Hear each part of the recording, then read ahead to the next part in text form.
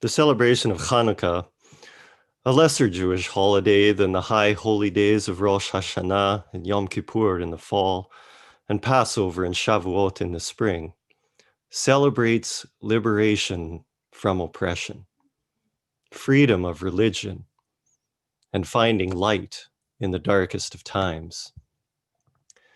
In celebrating Hanukkah, Jews remember what it means to persevere, to overcome, to remember, gleaning wisdom from the past to better live into the future.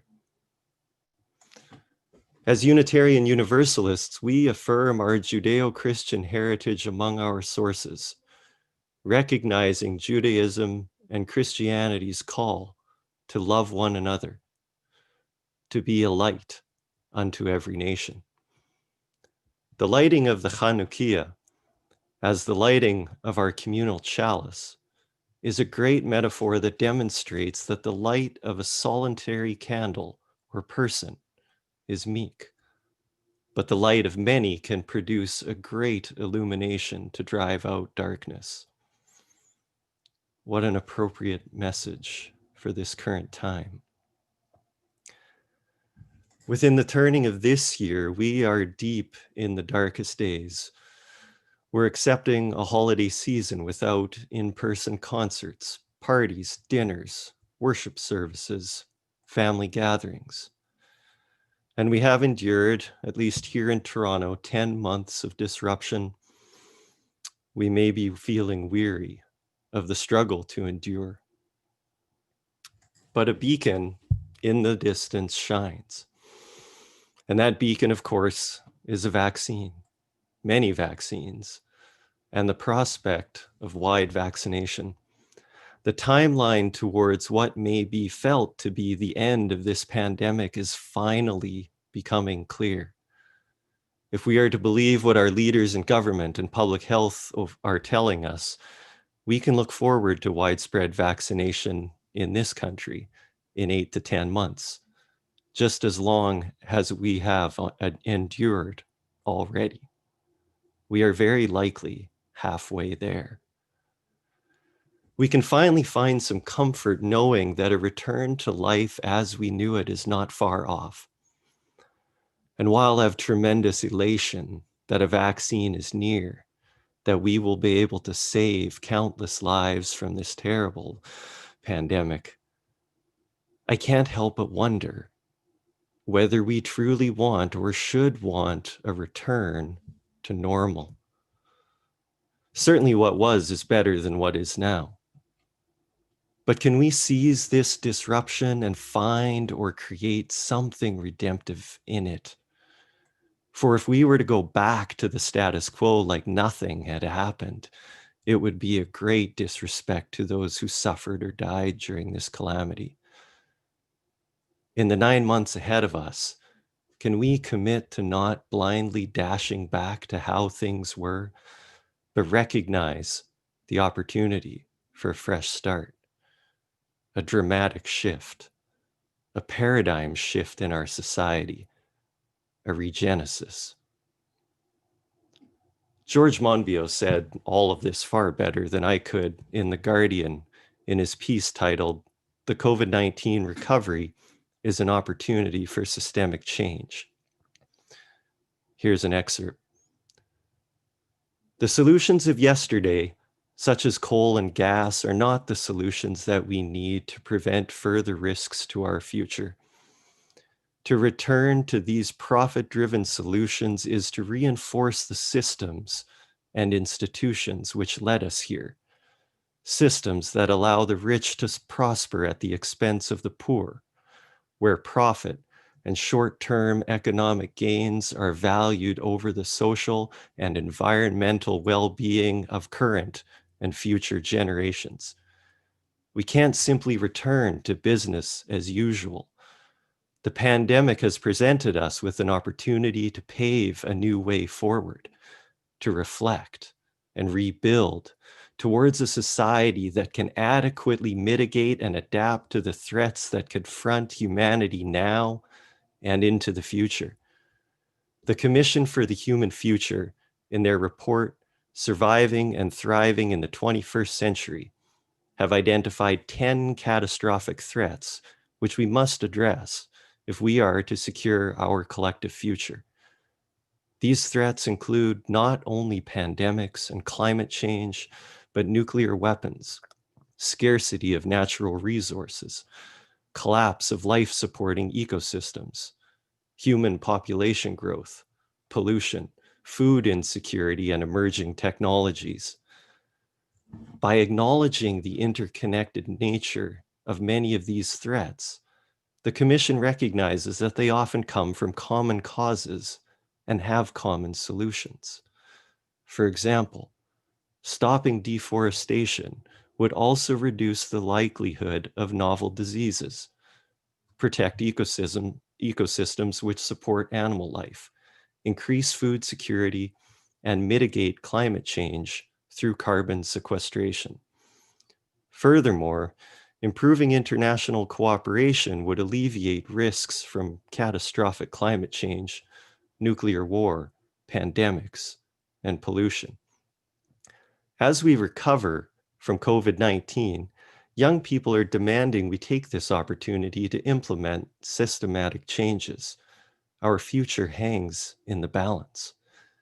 We must ensure that the decisions made today address those interconnected threats identified by the Commission and lay the foundations for a cleaner, fairer, more secure tomorrow that doesn't retreat to business as usual. End quote. It will be to our great benefit that Canada has secured nearly 80 million doses of COVID-19 vaccine, more than 2 for every Canadian. We should be greatly thankful for this. But will we also ensure that the production and distribution of the vaccine, both in Canada and globally, is equitable and not another story of the privileged haves and the less privileged have-nots? We've seen a massive spike in unemployment, in evictions, in homelessness due to the pandemic and the associated struggles it has brought. People are making homes in encampments. And these homes, shelters to keep these members of our community alive through the frigid winter, are being deconstructed and destroyed by our city officials and by law enforcement.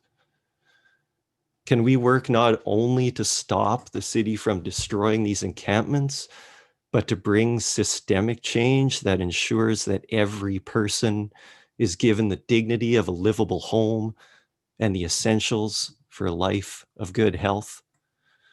Can we help usher in a new economic paradigm where we value people and their humanity more than their productivity? A new paradigm where the world's richest are not able to store up in barns a hoard of wealth on a scale to that of an unfathomable and sickening degree. A new paradigm where corporations are held accountable for their destruction of the planet, or are held accountable for the dissemination of lies and content that sows violence on their platforms. Can we create a society where our young people don't enter the workforce with an insurmountable student debt? You know, young people today don't give up on the dream of home ownership because they never had a chance to have that dream to begin with, except for those who have the privilege of the trickle down of parents' pensions accrued in a different time, when an average middle-class family could have one primary earner working a 40-hour week, making enough to provide for a family with several children, and with time for family vacations, the prospect of owning a comfortable home, maybe even a cottage. Will we stop viewing education with an industrial era mindset and usher in new forms of learning, utilizing the tools, the technology, the AI that is available, not as a measure for institutions to reap greater profits by saving money on staff or classroom learning, but motivated by a true and authentic desire to allow every child to reach their fullest individual potential? Will we press towards housing reform, rent control, police reform, healthcare reform, how to care for the elderly reform? Will we truly own our history of racial injustice and injustice towards Indigenous peoples and the ways and places it continues to be perpetuated systemically in territorial disputes from Wet'suwet'en territory to Grand River Six Nations, in resource treaty rights in the Atlantic Canada fishery, and in the broken promises to provide adequate infrastructure of the most basic kind in remote communities? Can we influence our leaders in government to be true leaders on a global stage as we have been in the past, when our acts and our deeds spoke more loudly and more boldly, like when Tommy Douglas was trailblazing universal health care, or when Lester Pearson was meeting Gamal Abdel Nasser in Cairo and Khrushchev in Moscow, providing to be an instrumental figure in bringing periods of peace to the world's zones of conflict. We pat ourselves on the back a lot, but sometimes we act with hubris. Our disdain at being overlooked for a Security Council seat at the United Nations, perhaps we could view that with humility and try and restore some of those deeds from the past. Canada could lead the world in eradicating poverty. We could be the first by taking a leap to provide a universal basic income for every Canadian. Yet we pretend it's impossible, unable to remove the blinders held in place by tired plaudits of an economic system that is long broken. Beset with the fatigue of a pandemic, admittedly, this is all an awful lot to ask. So I'll dial it back a bit. But I do believe that as the prospect of the end of the worst of the pandemic draws nearer, that we will become energized and mobilized in a way that was impossible this past spring when we were grieving the loss of normalcy and paralyzed by uncertainty. Our personal and immediate work as individuals is to live into our principles that affirm and promote the inherent worth and dignity of every person and the interdependent web of life. This means mitigating the spread of COVID-19 through action and advocacy. That is our light to shine, to model caution, to model love and care for our community, and to not join the calls to reopen and reconvene when the numbers so clearly show that we can't afford to make such foolish decisions. Our responsibility, our spiritual practice, is to wear a mask, even when it feels inconvenient or unnecessary, to eliminate unnecessary outings to businesses, and to reduce our time spent in contact with others indoors. And the greatest challenge right now, to decline well-intentioned invitations to gather, even when the weight of obligation is heavy and the need real. We need to keep the holidays safe, safe for frontline workers, safe for the most vulnerable, safe for everyone. Living into our principles in this way is the best gift that we can possibly offer. Will you join me in prayer? Spirit of life, in this season of lights, may we apply all of the lessons from the world's wisdom, perseverance and hope from Hanukkah, patience and wonder from Advent, and an awakening rebirth from Yule. The winter solstice is a turning point for the return of the light. Let us build a great fire of hope, keeping vigil through the long night, so that when the light returns and our spirits awaken, we can come together to build a better world that esteems love, justice, and peace above all. Amen.